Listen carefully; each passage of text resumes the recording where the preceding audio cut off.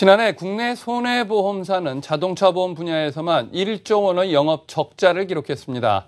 이런 엄청난 적자가 발생한 이유 중에는 명확히 기준이 없어 과다하게 청구되는 외제차 수리비와 렌트비 문제가 있습니다.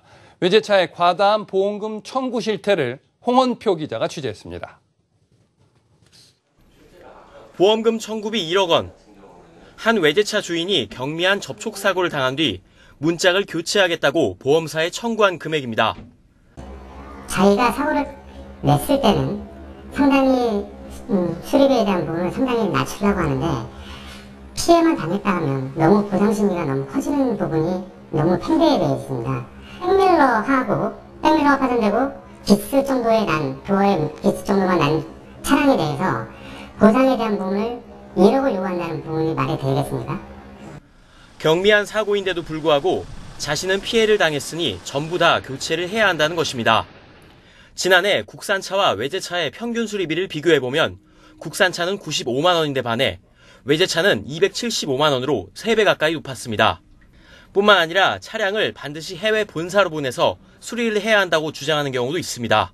국내에서는 절대 수리할 수 없다라고 표현을 합니다. 고객들이.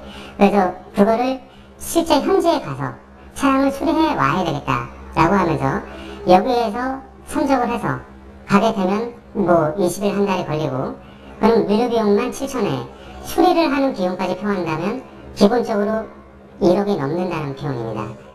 차량 운송비와 수리 기간 중에 들어가는 렌트비 등 부수적으로 낭비되는 금액도 지나치게 많다는 이야기입니다. 지난해 국산차의 평균 렌트비는 39만 원이지만 외제차의 평균 렌트비는 137만 원입니다. 부품 조달 등을 이유로 렌트 기간도 국산차는 평균 5일인데 반해 외제차는 일주일이 넘습니다. 심지어 같은 기종의 차량인데도 렌트 업체마다 렌트비가 크게는 4배 이상 차이가 나는 경우도 있습니다. 문제는 자동차 보험 약관에 외제차 렌트비에 관한 규정이 명확하지 않다는 것입니다. 자동차 보험 약관 개정 등을 통해서 10년이 넘은 노후된 외제차를 1억이 넘는 신형 외제차로 렌트하는 등 이런 문제를 좀 개선할 수 있도록 약관 개선이 필요할 것 같습니다. 손보사들이 자동차 보험 분야에서 영업적자가 지속되면 결국 보험료를 인상할 수밖에 없습니다. 선량한 보험 가입자에게 피해가 가지 않도록 하루빨리 외제차 수리비와 렌트비 관련 약관을 개정해야 합니다. 한국경제TV 홍원표입니다.